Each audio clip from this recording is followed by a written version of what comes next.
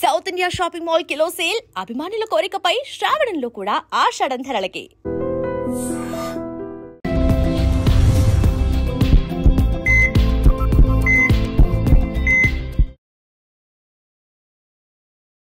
నమస్తే, welcome to healthy conversations with iDream media. నేను మీ ఛాన్సీ. So ఈ రోజు మనతో ఉన్నారు చిట్టిపొట్ల మధుసూదన్ శర్మ గారు. బోలెడన్ని వంటింటి చిట్కాలు మనకి చెప్తూ ఉంటారు. నేను ఒక వీడియో చూశాను ఈ మధ్య. ఒకరు రీల్స్ చేస్తున్నారనమాట.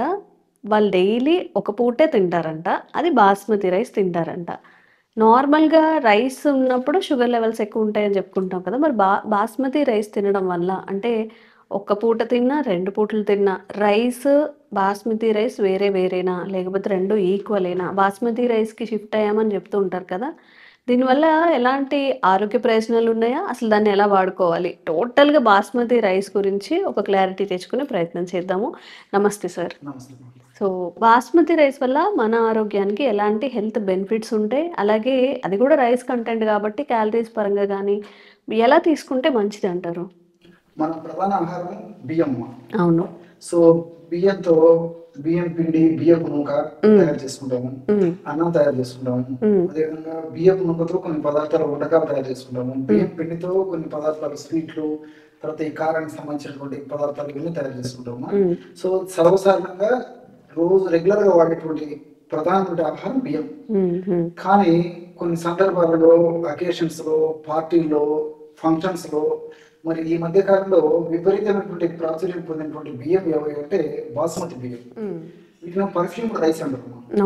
సో అన్య భాషలో బాస్మతి అంటే సువాసన అనేటువంటి అర్థం. సో ఈ రైస్ మనం ఏం చేయకపోయినా కానీ ఒక ఫ్లేవర్డ్ గా అనిపిస్తుంది కదా తినేప్పుడు.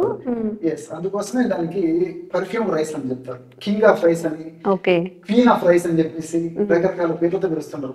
సో బాస్మతి బియ్యం, బాస్మతి రైస్ అని చెప్పేసి సర్వసాధారణంగా చెప్తున్నారు. సో ఈ బాస్మతి రైస్ కి ఆ సువాసన, అటువంటి మంచి రుచి రావడానికి కారణం అంటే 2-అసిటైల్ పైలోరిన్ అనేటువంటి రసాయన పదార్థం. సో ఈ 2-అసిటైల్ పైలోరిన్ అనేటువంటి రసాయన పదార్థము ఈ బాస్మతి బియ్యంలో ఎక్కువగా ఉండడం చేతనే అంత సువాసన ఉంటుంది. సో ఇది ప్రపంచంలో అంతా దొరుకుతుంది. ఇదే విధంగా చైనాలో జాస్మిన్ రైస్ అని చెప్పేసి అమ్ముతుంటారు. వాడుకలు కూడా వాళ్ళ జాస్మిన్ రైస్ వాడుతుంటారు. ఇప్పుడు మనం ఏ విధంగా అయితే బాస్మతి రైస్ వాడుతున్నామో, చైనా దేశంలో బాస్మతి రైస్ జాస్మిన్ రైస్ వాడతారు. సో మల్లెపూర్ లాంటి వాసన రైస్ వస్తుంటారు. సో అట్లా ఆ సువాసన, రుచి కూడా మారిపోతుంది. ఈ బాస్మతి రైస్ ఈ రోజుల్లో సింపుల్ అయిపోయింది అన్నమాట. ఓ ఫంక్షన్, గ్రాండ్ ఫంక్షన్ జరిగిందంటే ఖచ్చితంగా బాస్మతి రైస్ ఉండాలి, బాస్మతి రైస్ తో బిర్యానీ ఉండాలి, ఉంటేనే ఫంక్షన్ కి అక్కడ. అవును. సో ఈ బాస్మతి రైస్ తో jeera rice, fried rice, carrot rice, coconut rice, palak rice, ఒకటేమిటి రకరకాల రైస్ తయారు చేసేస్తాం. సో ఈ ప్రజల యొక్క ఆకాంక్షలకి, ప్రజల యొక్క అవసరాలకి, మరి ప్రజల యొక్క రిక్వైర్మెంట్ కి అనుగుణంగా మరి రెస్టారెంట్స్ లో, హోటల్స్ లో మరి కొత్త కొత్త ఫార్ములాస్ క్రియేట్ చేసేసి రైస్, బాస్మతి రైస్ ఉపయోగించి ప్రజలను ఆకర్షించుకుందుకు రకరకాల వంటకాలు కూడా తయారు చేసేసి ప్రజలను అట్రాక్ట్ చేస్తున్నారు. అవును. సో ఇదంతా బాగుంది. మరి ఈ బాస్మతి రైస్ మనకి మార్కెట్ లో 2 రకాలుగా దొరుకుతుంది. Polished rice, unpolished rice. Polished rice వాడుకోకుండా అన్పాలిష్డ్ రైస్ వాడుకోవడం మంచిది. మీరు అడిగారు బాస్మతి రైస్ ఎట్లా వాడుకోవాలని చెప్పేసి. ఇందులో కూడా పాలిష్డ్ అండ్ అన్పాలిష్డ్ ఉంటాయి. చాలా మందికి తెలియదు. సో ఈ పాలిష్డ్ రైస్ లో నేను చెప్పినట్లు 2-అసిటైల్ పైలోరిన్ రసాయన పదార్థము తగ్గిపోతుంది. పాలిష్ చేసేసరికి దాదాపు 50% ఆ పదార్థం పోతుంది. సో అంత రుచి ఉండదు, అదే విధంగా అంత సువాసన ఉండదు.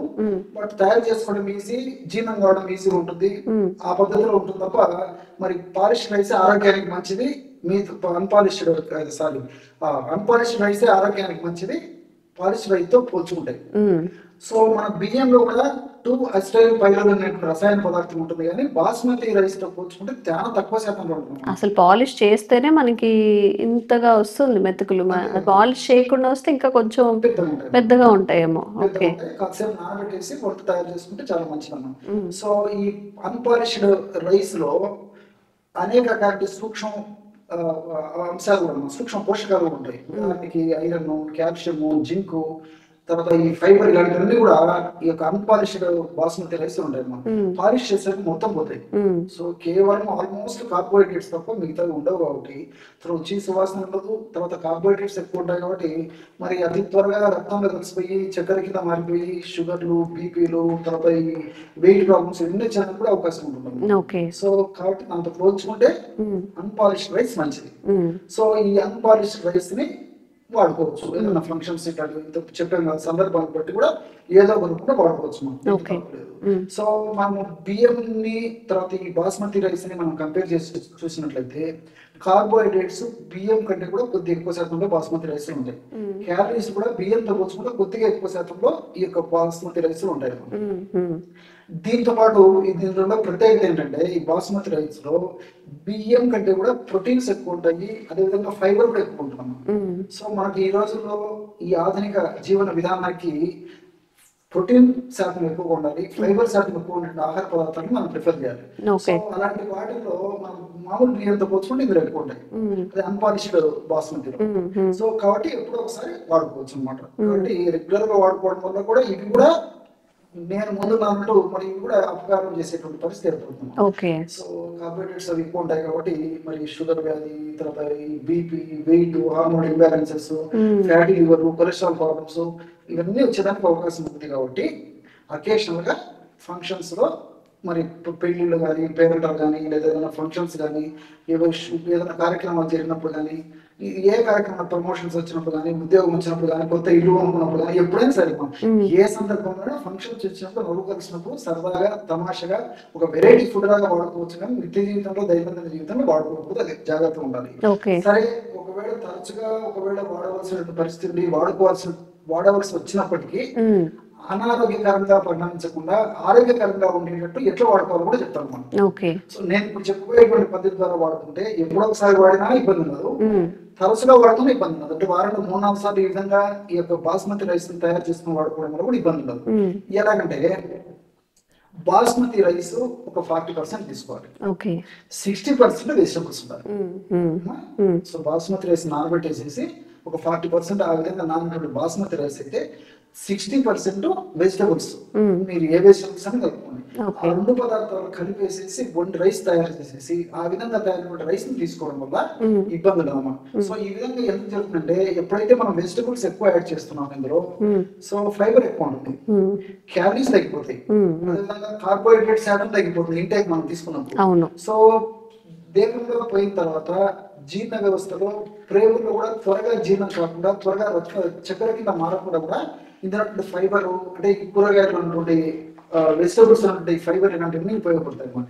సో వీటి వల్ల మన దేహానికి ఎలాంటి అనారోగ్యకరమైన పరిణామాలు రాకుండా ఉండేందుకు నేను చెప్పినటువంటి పద్ధతిలో వాడుకోవడం వల్ల చాలా చక్కటి ప్రయోజనం చేకూరుతుంది. కాబట్టి మరి వాడుకోవాలంటే బాస్మతి రైస్ ని మరి 40% రైస్ అయితే 60% వెజిటబుల్స్ కలిపి ఒక రైస్ తయారు చేసుకుని వాడుకోవచ్చు. ఓకే. సో ఈ విధంగా బాస్మతి రైస్ వల్ల వచ్చే ఆరోగ్య ప్రయోజనాలు మనం మధుసూదన్ శర్మ గారి వల్ల తెలుసుకున్నాము. ఇంకా మీకు ఏదైనా డౌట్స్ ఉన్నా కానీ, అంటే రైస్ ఈజ్ ఎ రైస్, మనం ఓవర్గా తింటే ఏదైనా కానీ అమృతం విషం అంటుంటారు కదా, మితంగా తింటే ఆహారం, అమితంగా తింటే విషం. ఇట్లా మీకు ఎంత సరిపోతుంది, ఒక ముద్ద తింటే సరిపోతుంది అంటే ఇంకా అక్కడితో ఆపేసి ఏ ఆహార పదార్థాలైనా తీసుకోవడం మంచిది. మీకు ఇంకా ఏదైనా డౌట్స్ ఉన్నా కామెంట్ చేయండి, తప్పకుండా క్లారిఫికేషన్ ఇచ్చే ప్రయత్నం చేస్తాం మధుసూదన్ శర్మ గారితో. నమస్తే sir. Sir, one life lesson what medicine has taught you. Whatever you can do without expecting. But I really believe మన పాజిటివ్ యాటిట్యూడ్ ఉంటేనే మనం ఏదైనా సాధించగలం. గట్ని మనం కరెక్ట్గా డీల్ చేసినట్లయితే అది మనకి పాజిటివ్ హార్మోన్స్ని రిలీజ్ చేస్తుంది. షుగర్ వచ్చిన వాళ్ళ పరిస్థితి ఏంటి? పొట్ట దగ్గర పెరిగితే దాన్ని ఆండ్రాయిడ్ అంటారు, ఆండ్రాయిడ్ ఫోన్ కదా. అసలు థాట్స్ ఎందుకు వస్తాయి? బ్రెయిన్ డెడ్ అంటే దానికి ప్రపంచం అంతా కూడా కొన్ని నిర్దిష్టమైనటువంటి లక్షణాలు. మానసికంగా ధైర్యంగా ఉంటే క్యాన్సర్ జయించవచ్చు. You are a doctor for a cause sir, అంతే. వాళ్ళకి వచ్చిన ఆదాయం కాకుండా ఫ్రీ సర్వీస్ ఎంతమందికో చేస్తుంది.